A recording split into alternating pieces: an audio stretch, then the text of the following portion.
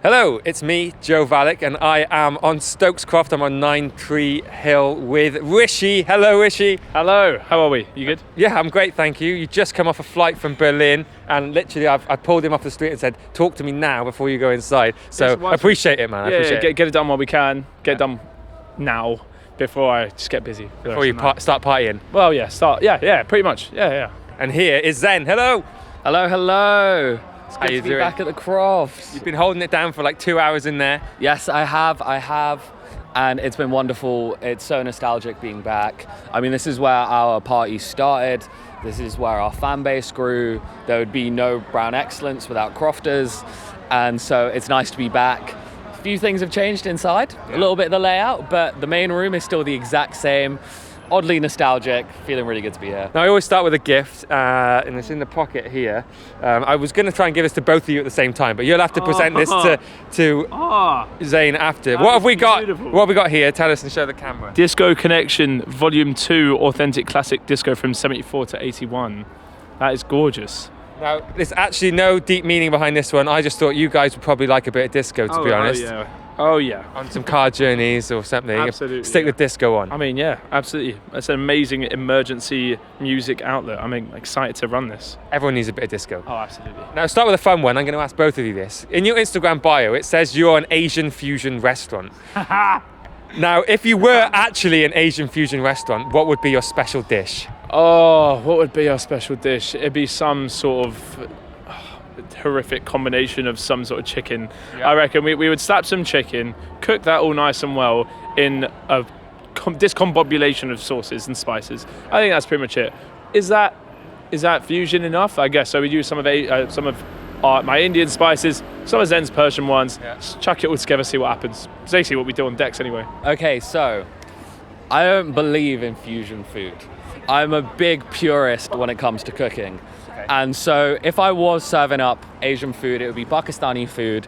It would be straight to the point. It would be, you'd have your rice dishes, your biryanis, your palau. But then I think our specialty would be a Pakistani curry called achari chicken.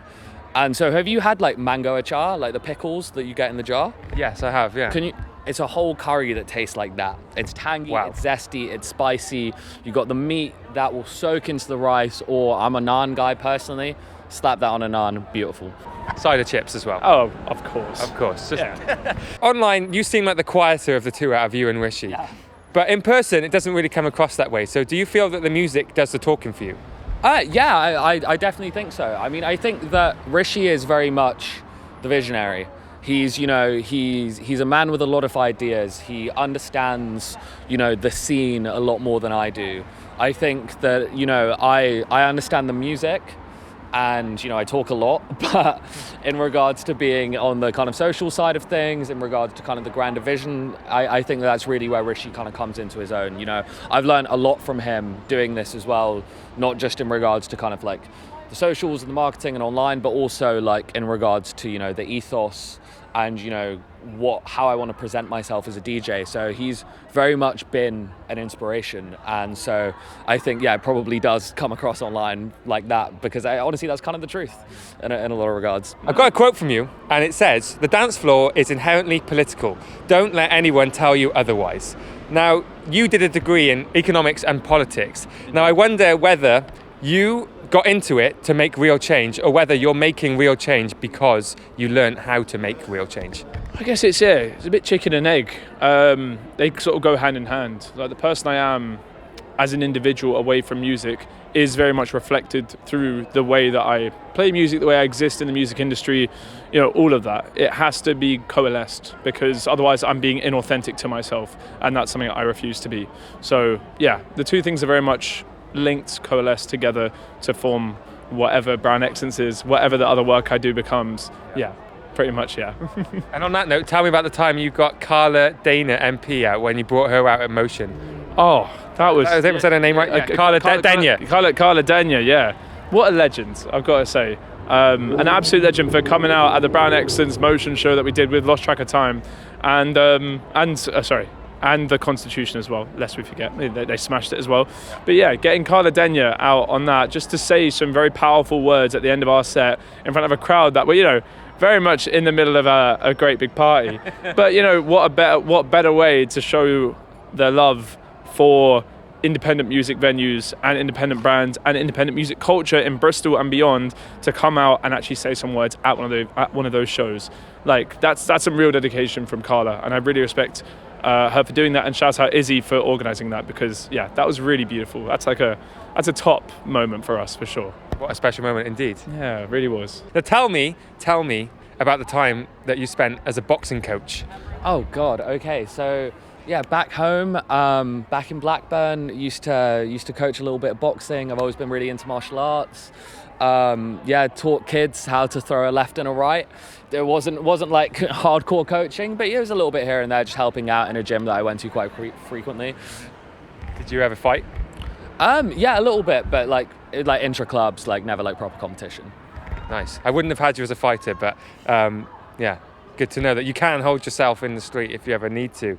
Now, how did it feel to first visit India and the Southeast Asian continent to play gigs out there? What was the vibe out there like? I mean, it felt personally very affirming, like to, you know, kind of to push this sound, to push this culture, and then to, you know, kind of be recognized in the origin place of where a lot of the inspiration comes from was huge. That was like, you know, we're not British, we're not Asian, we're British Asian, and so, you know, to come as kind of like, I'm not white, but to come as the white boy over there and be like, yeah, let me play you some shit that you've heard growing up, and then to actually receive it felt incredible. The vibes in India are great. People dance more, people are louder, people are more enthusiastic. I think people appreciate the scene a lot more. The scene, I think, is more in its infancy over there, and so, you know, when people hear that like bass music, they love it and they really appreciate it.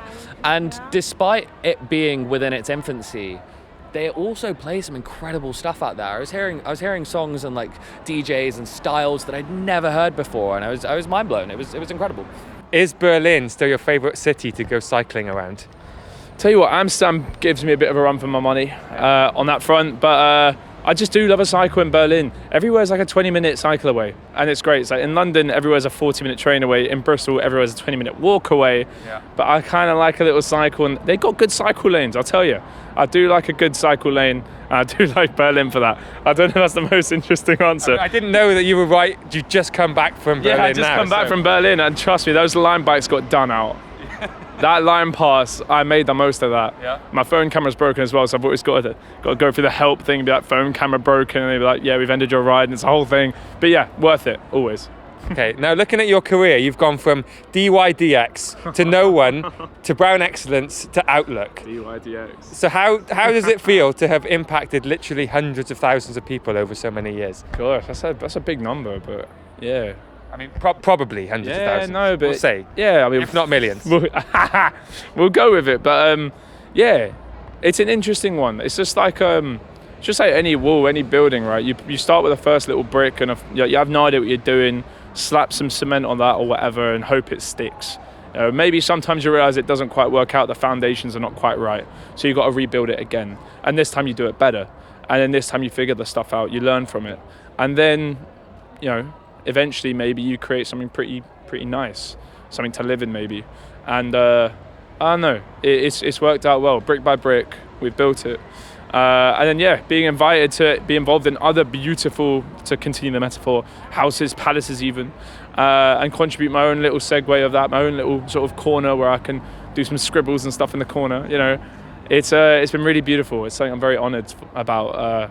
I'm very, very grateful for all of it. Now, to put it bluntly, you are an academic genius. I'm just going to read off some facts here. Okay. You won the Dean's Commendation for academic performance at uni, and you got three A stars at A level. I got two. Two? I got two. Okay, there's a lie somewhere. Now, not to be rude, but what is an academic genius like you doing as a DJ? I like music. I like numbers. I'm good at maths. You know, that's always been great. But I really like music. I feel like also a lot of DJs are massive fucking nerds. Like, you know, especially also not just DJs, rappers. Think about the amount of rap bars you've heard that reference anime and reference nerd culture. Like, I feel like the two kind of just mesh a little bit. Yeah. Now you love Pokemon as well. Now let's play a fun little game. I've jumped ahead of a question, but I feel when better to say it. You're a Pokemon stan. Yeah, So let's play Kiss, Marry, Avoid. Oh no. Okay. Gender, Jigglypuff and Mewtwo. Okay, we're avoiding Mewtwo. He's a fucking psycho. First Pokemon movie, we all saw what he was up to. He killed Ash. Like, nah. We're kissing Jigglypuff, and we're marrying Gengar. No further questions. Sometimes parents can have very strict ideas about what they want for their children's career. Yeah. And the stereotype, perhaps a myth, is that Indian and Asian parents are sometimes the strictest. Did you ever have to convince them of your goals, or did they always get it? We kind of made a deal. They had to have a child of theirs that got a degree. That's very much something very much. For my dad's first-gen immigrant, my mum's second-gen immigrant, it's very much like a get the degree kind of thing. So that's the deal we made. I was like, look, I'm going to go Bristol. I'm going to do some stuff. I'm going to have some fun. I'm going to try run some parties. And my parents are accountants. Like, okay, good luck, whatever. But they were like, look, as long as you get a degree, we're cool. So while I was at uni, I was obviously doing the parties, trying all that stuff out, building my name in that respect. Building my little houses, whatever. Once I got the degree, they were like, all right, cool. I was like, I'm going to try this thing out.